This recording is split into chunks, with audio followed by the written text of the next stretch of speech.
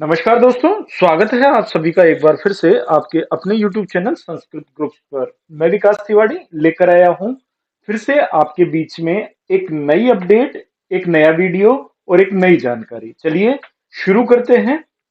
तो बात है आज एसएसओ आईडी के माध्यम से जो हम स्टेट इंश्योरेंस यानी एसआई की जो कटौती करवाते हैं, उसमें कटौती बढ़ाने का जो समय राजस्थान सरकार द्वारा निर्धारित किया है, वो होता है मार्च का महीना। तो मार्च का महीना शुरू हो चुका है।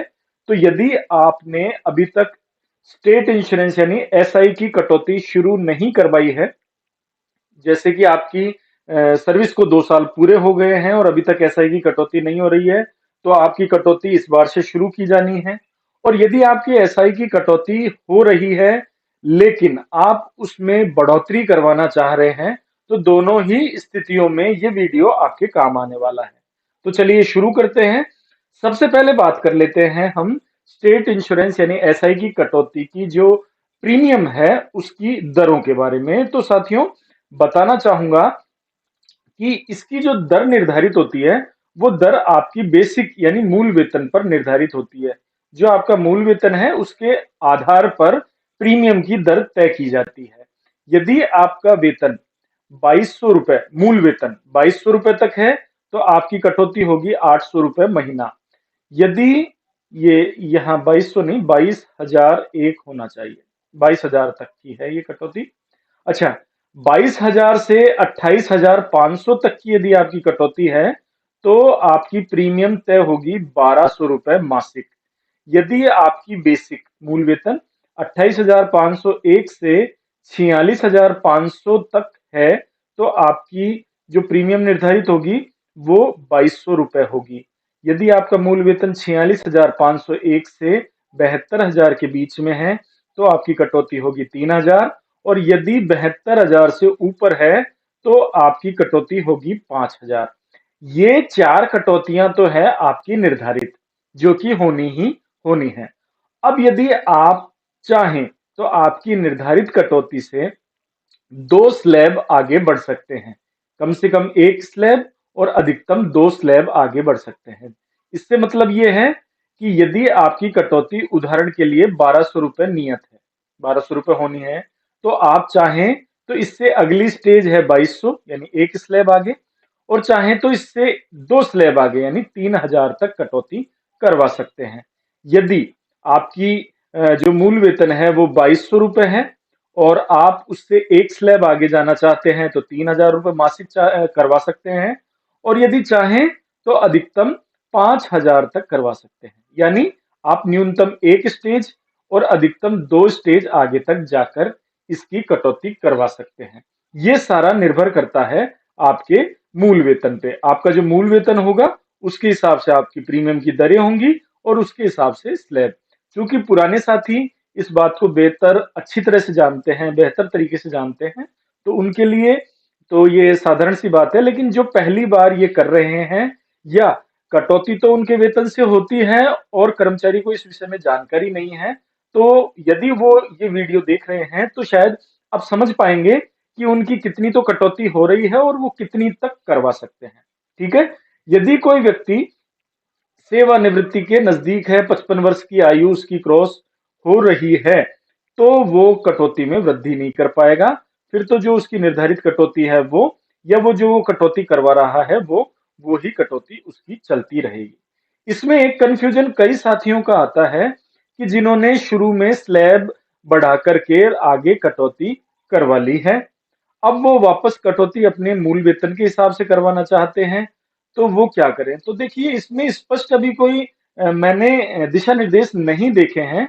तो बेहतर होगा आप अपने जिले के जो प्राविधान निधि विभाग का ऑफिस है, एसआईपीएफ का ऑफिस है, वहां एक बार जरूर कंसल्ट कर लें, अन्यथा आपका वेतन बिल ऑब्जेक्शन आ जाएगा। एक बात।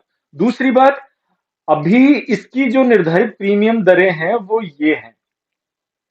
जब तक सरकार का नया नोटिफिकेशन नहीं आता है, तब तक तो यही रहेगी। यदि सरकार 15 मार्च से पहले कोई नोटिफिकेशन जारी कर देती है, तो ही इन प्रीमियम की दरों में बढ़ोतरी या कटौती होगी। चूंकि कटौती होना तो संभव है नहीं, तो यदि राशि बढ़ती है तो उसका नोटिफिकेशन आ जाएगा। वो आप सब देख लें। अदरवाइज आप ध्यान रखकर ये काम 15 तारीख से पहले अवश्य कर लें, क्योंकि अब पे मैनेजर पर ऑटो बिल जनरेशन का सिस्टम चल रहा है। तो कर्मचारी यदि 15 तारीख से पहले ये काम कर लेता है तो डीडीओ महोदय को ये काम करने में असुविधा नहीं होती। हालांकि ये मार्च का महीना जो है, तो मार्च की जो सैलरी यानी मार्च दे अप्रैल है, उनके बिल 1 अप्रैल के बाद जनरेट होंगे, लेकिन अनावश्यक कोई परेशानी ना हो, इसके लिए आप इसको पहले ही कंप्लीट कर लें। अब उसके लिए कटौती बढ़ाने के लिए आपको क्या करना है, आपको अपनी एसएसओ आईडी से फर्दर कॉन्ट्रैक्ट भरना होता है। और जो साथी पहली बार कर रहे हैं उनके लिए फर्स्ट डिक्लेरेशन का एक आता है ऑप्शन, वो वहीं आएगा जहां फर्दर आता है, तो वो मैं आपको अभी दिखाने जा रहा हूं। तो चलिए चलते हैं आगे और देखते हैं इसके बारे में कि भाई ये चीज कैसे होती है। तो इसके लिए आप चलिए अपने गूगल पर, यहाँ पर आप टाइप कर लें sso.rajasthan.gov.in की ऑफिशियल जो वेबसाइट होती है, उस पर आप क्लिक करेंगे तो ये आपकी इस तरीके की वेबसाइट ओपन हो जाएगी। यहाँ पर आपको अपने आईडी डालने होते हैं, पासवर्ड डालने होते हैं, और यहाँ पर आपको जो कैप्चा नजर आ रहा है वो डालना होता है। ठीक है, लॉगिन पर आपको क्लिक करना है और जो आपकी ऑफिशियल वेबसाइट है इसकी, वो आपके सामने यहाँ पर ओपन हो जाएगी। इसका होम पेज आपके सामने ओपन हो जाएगा एसएसओ का। जैसे ही आपका होम पेज यहाँ ओपन हो, तो यहीं पर अब आपको ये जो ऑप्शन है वो देखने को मिल जाता है। जी हाँ, यहाँ पर आपको ये जो स्टेट इंश्योरेंस का पुराना वाला आइकन है, आपको इस पर काम करना है। ठीक है, और ये नया एसआईपीएफ का न्यू वाला है, ये इसके लिए फर्दर के लिए नहीं है, फर्दर के लिए आपको इसी पर क्लिक करना है। तो इसके लिए क्या करना पड़ेगा, आपको इस पर क्लिक कर लेना है। जैसे ही आप इस पर क्लिक करेंगे आपको रिडायरेक्ट कर दिया जाएगा, सेंड एनीवे कीजिए। और ये देखिए अब आप स्टेट इंश्योरेंस के ऑफिशियल होम पेज पर आ जाएंगे। यहाँ पर आपको जो करना है वो क्या करना है बताना चाहूंगा। यहाँ जो ट्रांजेक्शन दिया हुआ है कॉर्नर में, आपको इस पर क्लिक कर लेना है। यहीं पर आपको ऑप्शन नजर आएगा। जो साथी पहली बार कटौती करवा रहे हैं उनको बताना चाहूंगा, उनको यहाँ पर फर्दर की जगह फर्स्ट डिक्लेरेशन नजर आएगा, FIRST।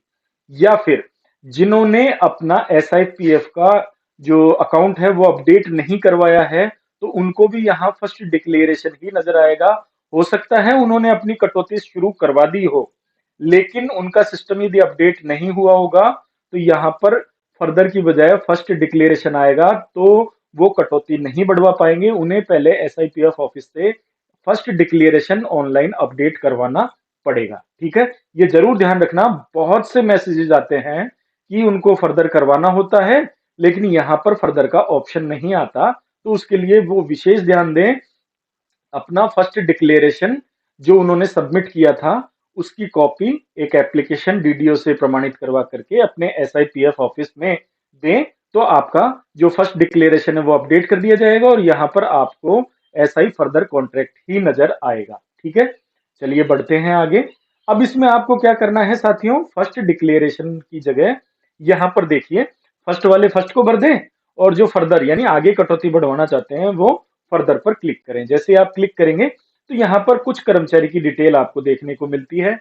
इन सभी को चेक कर लें, यदि कहीं कोई आपको कोई स्पेलिंग मिस्टेक है या कोई डिटेल मिस्टेक है, तो आप डीडीओ महोदय से चर्चा करके और ऑनलाइन डीडीओ रोल से इसको अपडेट करवाएं। ठीक है, अब इसमें क्या है, सारी चीजें चेक कर लेने के बाद आपकी जो प्रीमियम है वो कैसे बढ़ेगी, तो वो थोड़ा सा आप स्क्रॉल करें।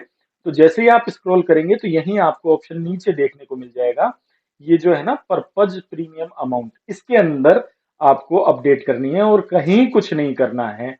न कहीं कुछ कर पाएंगे न कहीं कुछ करना है। और उसके बाद इस टिक बॉक्स में टिक करेंगे और सबमिट पर क्लिक कर देंगे। केवल ये 3 काम करने होते हैं।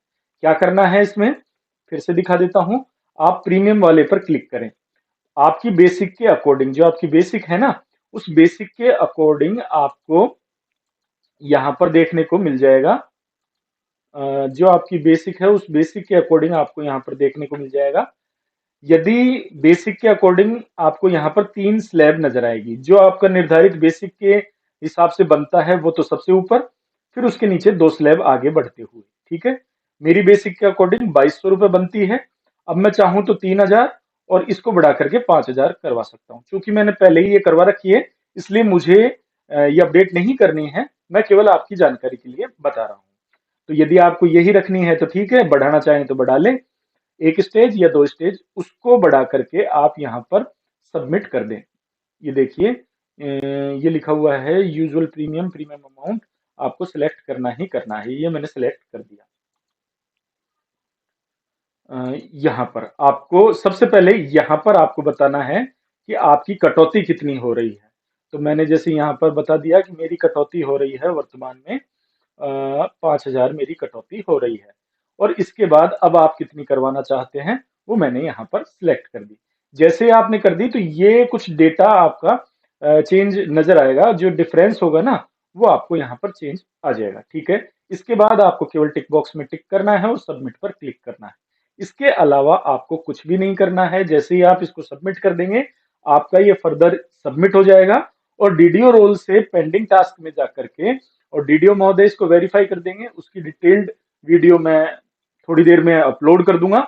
या और साथ ही कर्मचारी इसको कहां से प्रिंट निकालेगा वो भी मैं अभी बता देता हूं। ठीक है, आपको ये करना है। करने के बाद आप इसे क्लोज कर सकते हैं। ठीक है, आपका जैसे ही सबमिट हो जाए, सबमिट के बाद आप इसे क्लोज कर सकते हैं। क्लोज कर लेने के बाद आप वापस होम पर आ जाएं।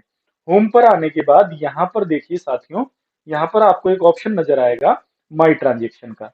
माई ट्रांजेक्शन के ऑप्शन पर आपको क्लिक करना है। जैसे ही आप इस पर क्लिक करेंगे तो क्लिक करने के बाद जो आपने अब तक काम किए हैं वो यहाँ पर आपको सीरियल वाइज देखने को मिलते हैं। ये देखिए, ठीक है, तो इसमें जो प्रेजेंट का फर्दर है वो आपको देखने को मिल जाएगा। उसको देख करके और उसको आप सबमिट कर सकते हैं। जैसे ही वो सबमिट होगा, किस लेवल पर पेंडिंग है वो आपको नजर आ जाएगा और आप उसे अप्रूव करवा सकते हैं। ठीक है, ये था वीडियो फर्दर और फर्स्ट डिक्लेरेशन से रिलेटेड। उसको कैसे आपको सबमिट करना है, क्या उसमें देखना है, क्या उसको सही करना है, उसके बारे में।